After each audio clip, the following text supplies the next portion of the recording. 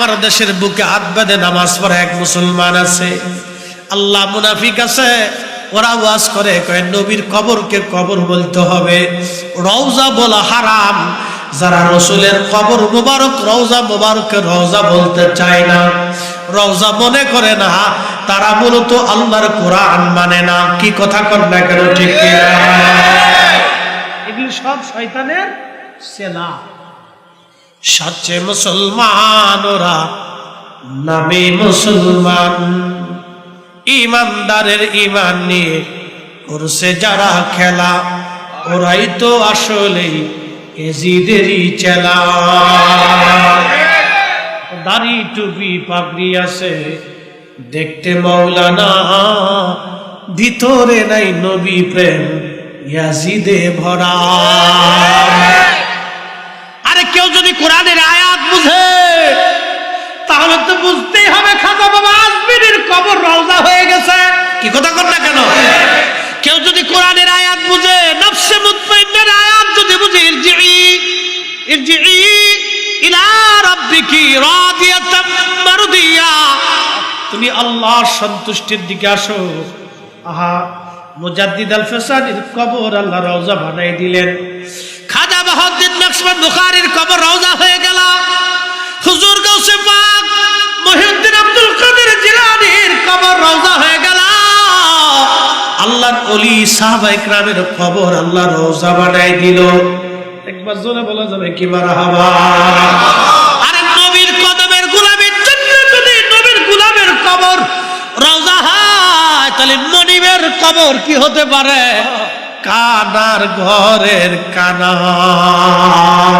কোরআন পড়ে কিন্তু কোরআনের হাকিকত বুঝে না, ঠিক কি না? এই জন্য সুন্নি আহলে সুন্নাত ওয়াল জামাত ছাড়া কোনো মা ওলির জন্ম দিতে পারে হয়নি। আপনাদেরকে বুঝতে হবে, আমি কোরআন শরীফ থেকে আল্লাহর ফয়সালা জানাইছি, এটা আমাদের কারো ফয়সালা না, শেরে বাংলা রাহিমাহুল্লাহর ফয়সালা না, এটা ফয়সালাটা কার? এটা কি শেরে বাংলা রাহিমাহুল্লাহ লেখছে? পৃথিবীর কোন আলেম লেখছে? আল্লাহর নবী নিজে লেখছে? না, এটা আল্লাহর কালাম। যারা বলেন কার কালাম? আল্লাহর কালাম, আল্লাহর পবিত্র জবান নিশ্চিত বাণী। রব বলেছে ওরা আমার সন্তুষ্ট প্রাপ্ত বান্দা, ওদের কবর আমি রওজা বানাই দেই, ওদের আখিরাতকে আমি জান্নাতি বানাই দেই, ওরা আমার সন্তুষ্টির দিকে ফিরে আসে। এই জন্য আল্লাহর ওলি যারা, এদের জিয়ারত কিয়ামত পর্যন্ত চলতে থাকবে, কোনোদিনও বন্ধ করতে পারবে না। কথা কোন ঠিক কিনা? এটা চলবে চলবে চলবে।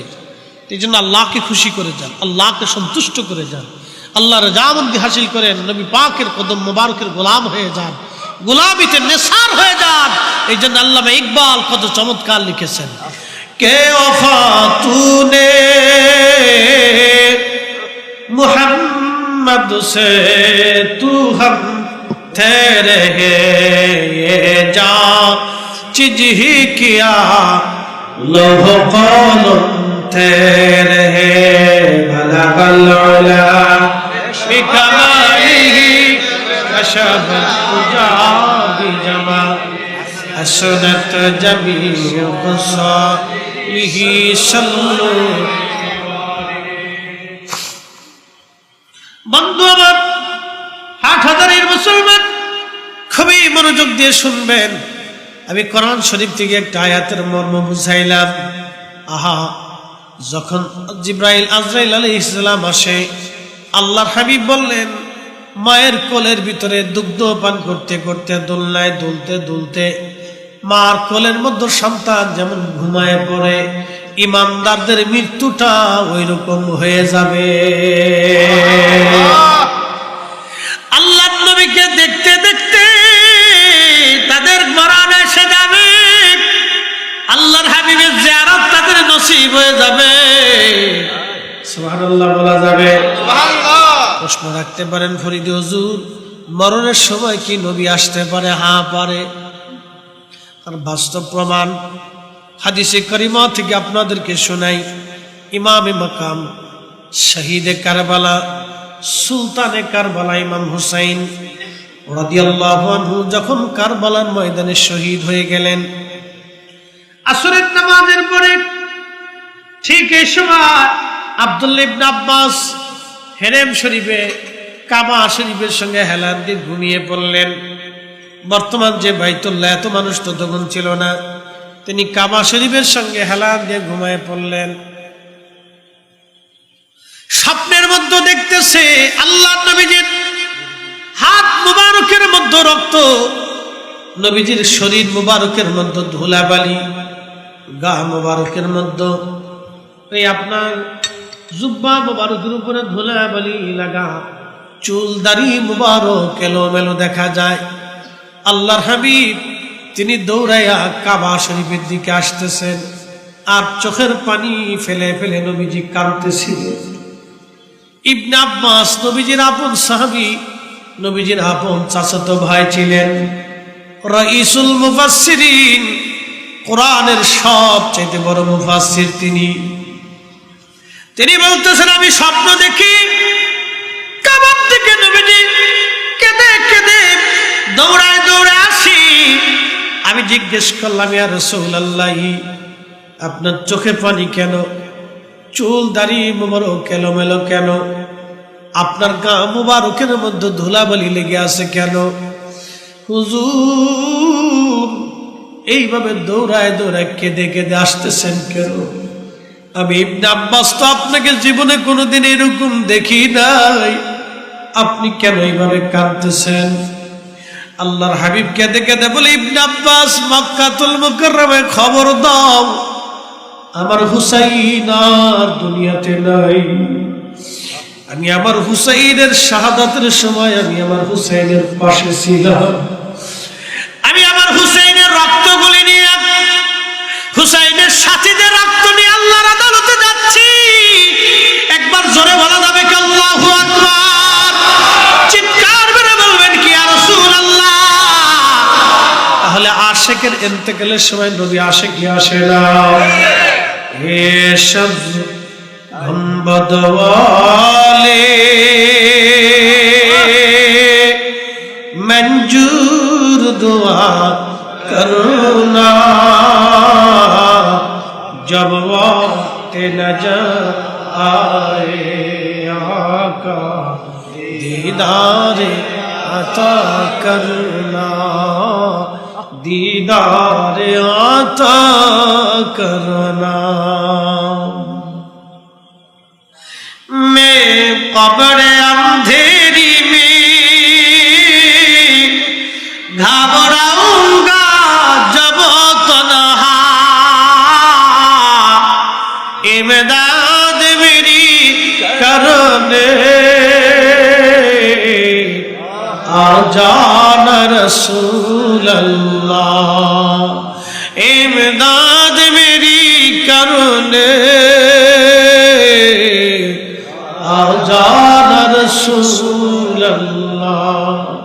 रोशन मेरी तुर्बत को लिल्लाह जरा करना, जब वक्त नजर आए आका दीदार अता करना, दीदार अता करना। सलातुल्ला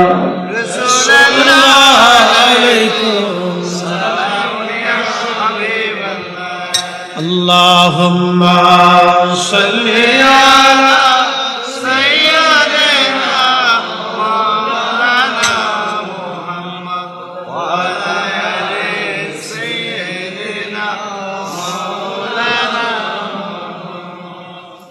বন্ধুগণ, জান কবজ হয়ে গেল।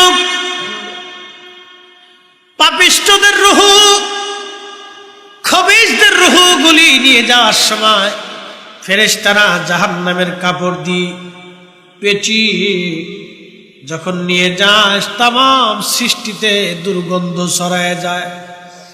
ফেরেশতারা ডাক দেখায়, আজরাইল, এই খবিস আত্মাটা কার? সারা আসমানে গন্ধ ছড়ায় গেছে, এই খবিসটাকে বলে অমুকের বেটা অমুক। বলে তাড়াতাড়ি তাকে জাহান্নামে নিক্ষেপ করো, গন্ধে টিকা যাচ্ছে না। আর যখন ইমানদার তাদের রূহগুলি নিয়ে যাওয়া হয়, সারা আসমান জগতে সুগন্ধ ছড়ায় যায়।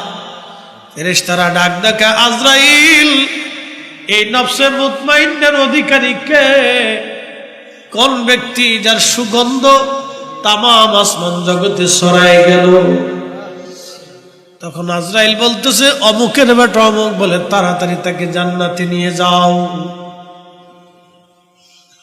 বন্ধুগণ আমার, এরপরে বান্দার ইন্তেকালের পরে তার কবরস্থ করার জন্য কবর খনন করা হয়। আহা, রুহু যদি বদকার হয়, ওই রুহুটা কাঁদতে থাকে আর বলে, সন্তানরা রে, আমার এত তাড়াতাড়ি কবরস্থ করো না, আমার কবরটা জাহান্নামের টুকরা হয়ে গেছে। সন্তান মানে না, আত্মীয় স্বজন বুঝে না, গ্রামবাসী কেউ আর রাখতে চায় না। যত বড় ধনী হোক, মরে যাওয়ার সঙ্গে সঙ্গে ঘর থেকে বের করে নিয়ে উঠানি নিয়ে চলে আসে। কত জমিদারি, বাহাদুরি, দুনিয়ার সম্পদের অহংকার, কত রাজা বাদশা, যাদের ভয়ে মানুষ থরথর করে কাঁপত, তাদের কবরের পাশে আজ গরু, ছাগল, হাঁস, মুরগি, ভেড়া, গাধা, দুম্বা চড়ে বেড়ায়। তাড়ানোর ক্ষমতা যার তাদের নাই। ওই বান্দাটার রূহ কাঁদতে দেখে আর বলে, সন্তান, আমার তাড়াতাড়ি কবরস্থ করো না, আমার কবর জাহান্নামের টুকরা হয়ে গেছে। সন্তানটা বলে, তাড়াতাড়ি আব্বাজানকে কবর দিয়ে দেন, 24 ঘন্টা পরে গন্ধ ছড়ায় যাবে। মানুষের ইন্তেকালের পরে 24 ঘন্টা পরে পায়খানা রাস্তা দিয়ে একটা পোকা বের হয়ে আসে। এই পোকাটা সারা শরীরের মধ্যে ছড়াইয়া যায়, দেখা যায় না চোখ দিয়া, সারা শরীরের মধ্যে ছড়াইয়া শরীর থেকে তখন গন্ধ বের হতে থাকে, গন্ধ। 24 ঘন্টা পরে শরীর থেকে গন্ধ বের হয়। আহারে, দুর্গন্ধে মানুষের কাছে যেতে পারে না। ছেলে মেয়ে, আত্মীয় স্বজন, গ্রামবাসী বলে, তাড়াতাড়ি কবর দাও, গন্ধ ছড়াইছে, কার কবর দুনিয়াতে রাখা যাবে না। সাদের বাড়ি, সাদের গাড়ি, সাদের জমি জমা সব রাখিয়া কবরে সেই দিন একা পথের যাত্রী হতে হবে।